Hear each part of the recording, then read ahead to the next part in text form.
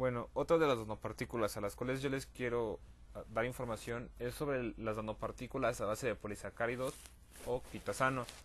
Pero se han de preguntar, ¿qué son los polisacáridos? Bueno, los polisacáridos son los polímeros naturales más versátiles debido al amplio espectro de propiedades químicas, físicas y funcionales que confluyen en los organismos vivos, tales como conferir estructura, almacenar energía y otras funciones mucho más específicas o especializadas, tales como reconocimiento y adhesión en células eucariotas, señalización y activación de procesos de resistencia en plantas, formación de biopelículas en microorganismos, entre otras. A pesar del elevado tonelaje de polisacáridos que se utilizan como materias primas en la industria de las fibras textil, papel y alimentos, entre otras, hay cada vez mayor evidencia que sugiere que ciertas familias de polisacáridos poseen propiedades funcionales tales que pueden ser explotadas en otros sectores industriales especializados en como la biomedicina, en cosméticos y farmacéutica. Nos vamos a centrar más en los que son sus propiedades fisicoquímicas y biofarmacéuticas. ¿Por qué en esas? Porque nos estamos enfocando al tema de la toxicidad en la piel. Mm, las nanopartículas a veces de quitosano o de quitosano combinado con oligo o polisacáridos que abarcan las siguientes componentes: ciclodextrinas, alginato, ácido y alúrico y alurinónico, y entre otras. Como se ve en la tabla, estas son las características de los polisacáridos, que forman, como ya había dicho, proceden fibras más rígidas, forman puentes de hidrógenos muy fácilmente. Eso muy bien en lo que viene referido a lo que son los sistemas biológicos. ¿Por qué? Porque en los sistemas biológicos los puentes de hidrógeno son unos puentes un poco más versátiles que siempre se están haciendo. La ventaja de estos es que también son insolubles en agua, enlaces glucosídicos generalmente beta, que es un enlace que viene perfecto hacia los azúcares para que haya una mayor aceptación entre las células y entre las nanopartículas a base de estos polisacáridos. Su dispersión son de alta viscosidad, o sea, tiene una dispersión, estos no tienen a aglomerarse como ya habíamos visto otros nanomateriales. Pero se han de preguntar, ¿qué es el quitosano? ¿O qué es el quitosano? El quitosano en general es un aminopolisacárido obtenido a escala industrial por una destilación termoalcalina. El quitosano se obtiene más esencialmente de lo que son los caparazones de ostiones, que es camarón, crustáceo, cangrejo, entre otros. Este se procede de la quitina aislada de los desechos de crustáceos, como ya había mencionado. Como ya sabrán, lo usualmente en los nanomateriales es el transporte de fármacos. Pues bueno, el quitosano es un sistema potencialmente que ha innovado en lo que sería el sector de la liberación de fármacos e ingeniería de tejidos, y comercialmente en la manufactura de parches cicatrizantes. ¿A qué me refiero con los parches cicatrizantes?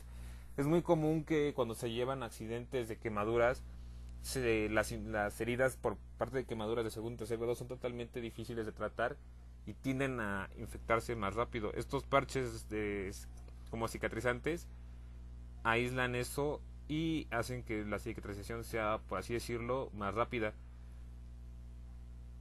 Químicamente, el término del quitosano define a una familia de heteropolisacáridos lineales que están formadas por aminos, glucosa, entre otros. Las unidades de estos tipos a menudo están presentes en menor proporción en nosotros. La estructura química que se tiene del lado izquierdo es una estructura esquemática representativa de una cadena de quitosano conteniendo residuos de monosacáridos, acetamido, dioxiglucopiranosa, entre otros compuestos muy importantes.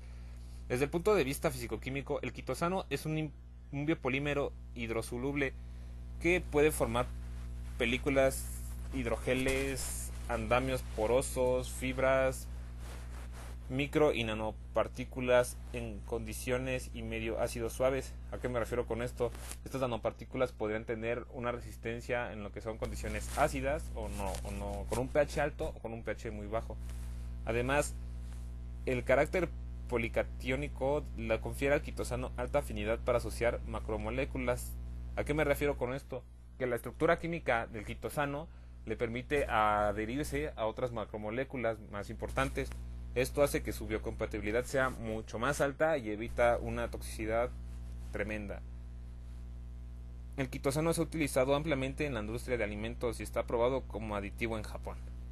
Las nanopartículas a base del quitosano se forman de acuerdo a aproximación de tipo bottom-up.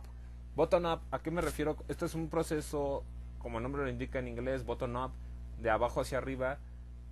¿Qué quiere decir con esto? Que las nanopartículas se van haciendo desde abajo hacia arriba. Y esto, como resultado de este proceso de autoasociación o entrecruzamiento, en virtud de los cuales las cadenas poliméricas se ordenan en estructuras nanoscópicas, ya sea por interacciones inter o intramoleculares de tipo covalente o no covalente en estas nanopartículas o nanoesferas. El fármaco puede ser atrapado o ligado a la matriz polimérica sólida o semisólida, dependiendo de la forma en la que se hayan querido hacer las nanopartículas. Las metodologías más comunes mediante las cuales es posible preparar nanopartículas a base de quitosano son las siguientes. Una encapsulación de quitosano puede dividirse en 4: el autoensamblado de derivados de hidrofobos, que es la principal, que las nanopartículas se van haciendo mediante sobras o monómeros de productos hidrofobos. ¿A qué me refiero con el término hidrofobo? Me refiero a que estas moléculas o sustancias hidrofóbicas no tienden a acercarse o no pueden fusionarse completamente con el agua. Es como una total combinación de agua-aceite. El aceite es totalmente hidrofóbico, por lo tanto no se puede combinar perfectamente con el agua. Otro método es la coeservación. Pero se han de preguntar qué es la conservación. Este es un procedimiento de recubrimiento relativamente nuevo. Es uno de los métodos de microencapsulación que con más amplitud se ha estudiado dentro del campo de la tecnología farmacéutica. Este fenómeno, que está asociado con las sustancias coloidales, un sistema coloidal está constituido por dos fases, una líquida continua y otra altamente dispersa en el líquido, formado partículas de un tamaño entre micrones y nanómetros. Esta conservación se puede dividir en dos: conservación compleja y precipitación. La conservación compleja se obtiene cuando reaccionan las de sustancias de tipo coloidal, produciendo, ¿cómo decirlo?, un complejo que tiene una solubilidad menor a los coloides en forma separada. ¿Qué me quiero referir con eso? Me refiero a que, por así decirlo, se combinara agua con aceite. El agua con el aceite no se pueden combinar, o aceites de diferentes densidades no se pueden juntar, y se tienen los diferentes estados de estos aceites, por así decirlo. El otro producto o el otro subproducto después de la conservación es la precipitación. Un precipitado es el sólido que se produce en una disolución por efecto de una reacción química o bioquímica. A este proceso se le llama precipitación. Dicha precipitación puede ocurrir cuando una sustancia insoluble se forma en la disolución debido a una reacción química o a que la disolución ha sido sobresaturada por algún compuesto. Esto es, que no acepta más soluto, y que al no poder ser disuelto dicho soluto forma el precipitado. ¿A qué me quiero referir con esto? Es como si tuviéramos una solución acuosa y en esta solución tendríamos, no sé, un ejemplo podría ser el agua de horchata o el agua de tamarindo. Después de un tiempo estos se llegan a separar y en el fondo se llega a concentrar todo el tamarindo o el agua de horchata. Esa es una precipitación cuando no se puede cuando una combinación entre dos productos o dos líquidos no se puede llevar al 100% ser homogénea, y después de un cierto tiempo se disuelven. Esa es la precipitación. La otra era la reticulación química. Pero ¿qué es una reticulación? Es un enlace que se une una cadena de polímeros a otra. Esta puede ser enlaces covalentes o enlaces iónicos. Y en este proceso de reticulación química se puede hacer con genipina o esteretilenglicol diglicol o glutareleido. La otra es la reticulación iónica. Esta es totalmente parecida a la reticulación química, nada más que aquí en esta se llevan enlaces iónicos. Y esta es por gelificación ionotrópica y triplifosfato sódico. Pero como he hecho mención, esto no solamente se basa en nanopartículas a base de quitosano, sino también en nanopartículas híbridas, que son quitosano y otros polisacáridos o oligos. Otro de ellos puede ser lo que son los famosos nanopartículas de quitosano con ciclodextrinas. Pero se han de preguntar qué son las ciclodextrinas. Bueno, las ciclodextrinas son oligosacáridos cíclicos producidos a partir de la amilosa y constituidos por 6 o 7 unidades. ¿A qué me refiero con estas unidades? Me refiero a que tienen estas 6 o 7 grupos funcionales, que son los con los que se pueden llegar a hacer los enlaces. Las ciclodextrinas poseen una cavidad interior lipofílica y una superficie externa de naturaleza hidrofílica.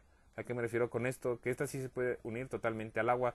Esta estructura molecular característica confiere a las ciclodextrinas la capacidad para albergar en su interior moléculas, generalmente de naturaleza hidrofoba, dando lugar a complejos de inclusión que presentan una serie de ventajas en formulación farmacéuticas. ¿A qué me refiero con esto? Gracias a la ventaja de la misma estructura química de las ciclodextrinas, estas pueden llegar a poder albergar en su interior los fármacos.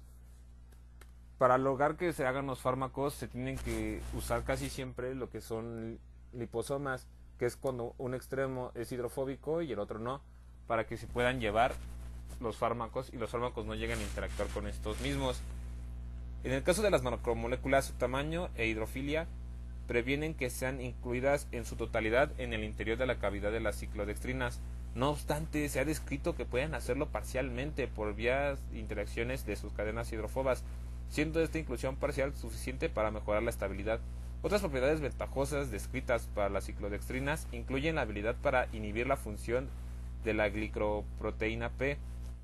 La glicoproteína P es una proteína muy importante en la membrana y la función de esta, por así decirlo, es que esta tiene la capacidad de expulsar las sustancias que no son conocidas por la célula. Entonces la ventaja de que las ciclodextrinas puedan inhibir esa glicoproteína es muy buena, puesto que el fármaco puede entrar y usarse de tal manera. Y también así como de incrementar la permeabilidad de los epitelios. Algunas ciclodextrinas han demostrado ser altamente efectivas como promotoras de la absorción de macromoléculas, tales como la insulina o entre otras. Otras nanopartículas de quitosano unidas a otros componentes pueden ser las famosas nanopartículas de quitosano con alginato. El alginato es otro polisacárido obtenido principalmente a partir de algunas marinas marrones o algas marrones y que ha traído especialmente interés en el campo biomédico a lo largo de la última década. Químicamente es un copolímero constituido por poli-D-manurato o poli-M. Estos se encuentran en residuos de las algas o en las mismas raíces de las algas. La composición de la cadena del alginato resumida en el valor de la relación de la fracción molar de residuos de D-manurato a L-gluranato. Estos son agentes activos de la misma alga. Estos son determinantes en las propiedades fisicoquímicas y funcionales del alginato. Estos destacan en este sentido la capacidad de gelificar en presencia de cationes bivalentes específicos. ¿A qué me quiero referir con esto? Me quiero referir que dependiendo de ciertos cationes, este alginato puede gelificar, o sea, convertirse en una especie de gel para protección o mantener las cantidades. Estos cationes pueden ser lo que es calcio 2, circonio 2 y bario 2. ¿A qué me refiero con contenerlos? Estos son metales que usualmente las plantas o algas marinas más en común se alimentan de ellas. Estas al ser gelatinizadas se evita la pérdida de tal. Como se ve en la imagen, son polímeros de alginato y la formación del gel vía bloques G. El modelo de caja de huevos. ¿Por qué de caja de huevos? Porque si se llegase a ver de una manera esquemática, parece literalmente lo que es una caja de huevos. Con esta capacidad que tiene el alginato de formar hidrogeles y de la demostrada biocompatibilidad del alginato, se ha utilizado ampliamente en el diseño e ingeniería de biomateriales. Adicionalmente, desde hace casi 4 décadas aproximadamente, será atribuido al alginato con propiedades bioadhesivas. Esto viene muy bien en el sentido para transporte de células o para, en este caso, como hablamos, de la piel. ¿A qué me quiero referir con esto? Al ser por así decirlo, un producto 100% natural, totalmente biológico, este puede ser totalmente absorbido por el cuerpo humano. Al referirnos con la piel, al simple hecho de gelatinizarse podría usarse en el sistema, en el sentido de cremas o geles para heridas o inflamaciones del cuerpo humano. Todo eso depende de los estudios que se vayan haciendo. Gracias a las propiedades bioquímicas y biológicas del alginato, en cierta medida son complementarias a las del quitosano. Se ha investigado el desarrollo de sistemas nanoparticulares a base de ambos polisacáridos, que es la unión del quitosano junto con el alginato, y esto se ha descrito al menos 3 distintas estrategias metodológicas para preparar nanopartículas de este tipo, que son las que se explicaron anteriormente. Pero como se ha hablado a lo largo de estos videos y en la explicación de los nanomateriales en la piel, en los últimos años los profesionales en la salud enfrentan un número creciente de pacientes que sufren las heridas de quemaduras. Estas sabemos que son totalmente difíciles de tratar. Como ya ha sido mencionado, durante el proceso de cicatrización de la herida, el apósito debe proteger la lesión y contribuir a la recuperación de los tejidos debido a la biocompatibilidad, biodegradabilidad y formación de hidrogel y similitud de las moléculas que comprenden la matriz extracelular. Los biopolímeros, en este caso de lo que hemos hablado del quitosano y sus otros componentes, que son macromoléculas presentes en los seres vivos, han sido ampliamente utilizadas en el campo de la ingeniería de tejidos y medicina regenerativa, siendo el campo con mayor auge en el que se puede enfocar. Como solamente se les ha hablado de nanopartículas y la forma en la toxicidad en la piel de estas, hay nanopartículas que no necesariamente tienen que ser totalmente tóxicas en la piel, como se ha demostrado gracias al quitosano, al alginato, entre otros biopolímeros como puede ser la celulosa, el almidón, el glucógeno, entre otras. Estos tienen muy buenas ventajas. ¿A qué me refiero con ventajas? Tienen la ventaja de ser biocompatibles. ¿A qué me refiero? Que estos pueden interactuar con células humanas, química humana, y se pueden llevar totalmente bien. ¿A qué me refiero? Que no va a haber toxicidad o reacciones totalmente bruscas o que dañen de una manera a las células. Son biodegradables. Estas el cuerpo por sí misma las puede digerir, asimilar o desechar. Todo depende del componente con el que se trabaje. Son de bajo costo. Estos biopolímeros no necesitan un gran trabajo, una gran ciencia. Bueno, ciencia sí, pero no necesitan gastarse millones en equipo para que se extraigan. Lo único que podría decirse que es un gasto de dinero es la síntesis en sintetizarlos en forma de nanopartículas. La obtención de estos es muy fácil y se tiene una manera de actividad antimicrobiana, pero se pueden también, no solamente podemos contar sus ventajas, también hay que contar las desventajas. Estas llegan a tener pobres propiedades mecánicas y térmicas. ¿A qué me refiero con esto?